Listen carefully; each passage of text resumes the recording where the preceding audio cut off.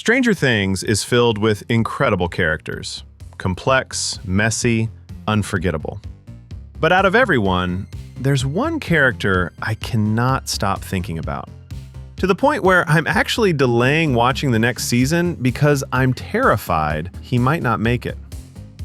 On the surface, Steve looks like your typical shallow 80s heartthrob. The guy you expect to fade into the background as soon as the real heroes show up. You know the type. But crafting a character like Steve takes precision. It takes writing that actually understands people. Storytelling that knows how to build someone layer by layer without ever making the process feel forced or artificial. And that is so damn hard to pull off. After breaking his storyline down, I realized his development is held together by 5 key threads. 5 choices that explain why he resonates so deeply and why his arc feels so real. Okay, I know this might be a hot take, but Steve wasn't the villain everyone made him out to be in Season 1. Sure, he wasn't the lovable mom Steve we know and adore now, but he also wasn't some one-dimensional jerk. Not even close. Like when he stops Tommy from mocking Jonathan while he's putting up missing posters for Will. That's not exactly villain behavior. He steps in again when the teasing goes too far and makes Nancy uncomfortable. And even when Barb cuts her hand at the pool party, Steve doesn't mock her or ignore it. He just tells her to clean up. For a so-called popular jock, that's surprisingly considerate. Now, the elephant in the room, Jonathan's camera. Am I the only one who thinks that it's a valid crash out? Tell me something. If someone took private photos of your girlfriend without consent, would you just let it slide? Steve's reaction came from a place of protectiveness rather than cruelty. And that nuance matters. It tells us he's not evil, just protective. Of course, that doesn't excuse everything else. He disrespected Nancy's boundaries when she wanted space, lashed out when he felt slighted, and yeah, he said some things that definitely crossed the line. But what makes him different from the stereotypical 80s douchebag is what comes next. He owns it. That's why Steve's arc lands so well later on. Because he doesn't start from a place of pure evil or total perfection, he starts from the messy middle. Flawed, human, figuring it out like the rest of us. Which is exactly why his eventual redemption feels not just believable, but earned. What makes Steve's transformation so believable is that it never feels sudden or scripted. He doesn't wake up one morning magically redeemed. There's no one heroic act that flips the switch. Instead, his growth feels earned. It happens slowly, piece by piece, through the consequences of his choices. After Barb's disappearance, we start seeing the cracks form in his relationship with Nancy. The tension isn't just about Barb, it's about maturity, empathy, accountability. When Nancy calls him out, Steve doesn't explode or deflect. He looks hurt. You can almost see the realization setting in, that his actions actually affect the people he cares about. That moment alone says more about his growth than any big fight or redemption speech ever could. It's subtle, but powerful. Every mistake, every heartbreak, every tough lesson adds another layer to who he becomes.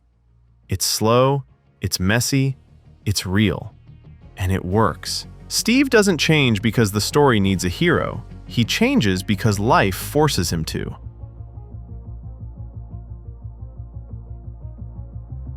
One of the most fascinating things about Steve's arc is that his transformation isn't born from isolation.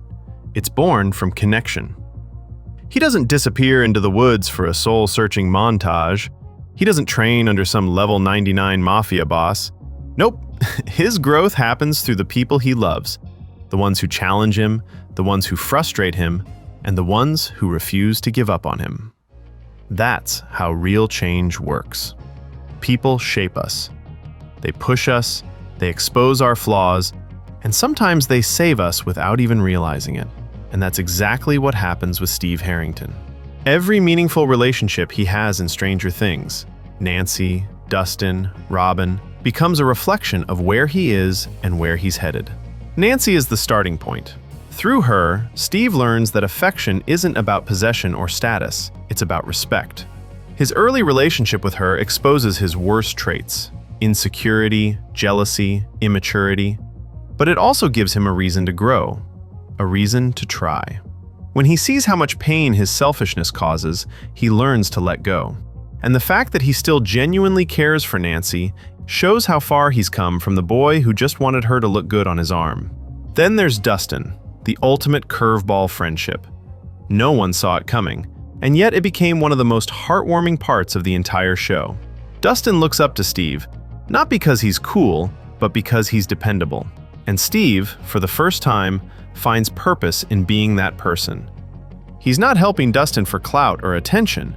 He's helping because he genuinely cares. You can literally see him realizing, oh, this is who I want to be. And then comes Robin, maybe the most defining relationship of all. Robin and Steve's friendship is everything his old relationships weren't: honest, vulnerable, equal. When Robin comes out to him, it's this beautiful moment of trust. The beauty of Steve's relationships is that they build him one piece at a time. Each one fills in a gap, heals an old wound, or teaches him something about himself. He doesn't just grow around people, he grows because of them. You can't grow if you can't admit when you're wrong. And that's one of the biggest reasons Steve is so damn likable. He doesn't just change, he takes responsibility for the mistakes that pushed him there. We see this right from season 1. When Steve realizes how horribly he treated Nancy and Jonathan, he doesn't brush it off, doesn't call it drama, doesn't pretend it didn't happen. He actually goes back, apologizes, and cuts ties with Tommy and Carol, the toxic duo feeding his worst instincts. And yeah, that decision might seem small, but in storytelling terms, it's huge. Because it isn't motivated by guilt or social pressure, it's motivated by a real desire to do better, even when no one is asking him to. And what's beautiful is that this pattern keeps repeating. Later seasons, that humility has basically become second nature. That's real vulnerability. He doesn't apologize to get praise or validation. He apologizes because he means it, because he genuinely understands the impact of his actions. In a show filled with monsters, alternate dimensions, and literal nightmares, Steve's biggest battles are internal. And he wins those battles not by being perfect, but by being honest. Steve Harrington becomes someone you root for not because the story tells you to, but because he becomes the kind of person we all wish we could be. Brave enough to face our past, admit when we screwed up, and try to do better next time.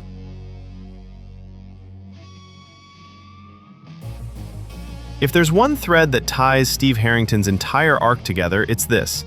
He finally learns to find value in himself, not through popularity, not through romance, not through anyone else's approval, but through genuine self-understanding.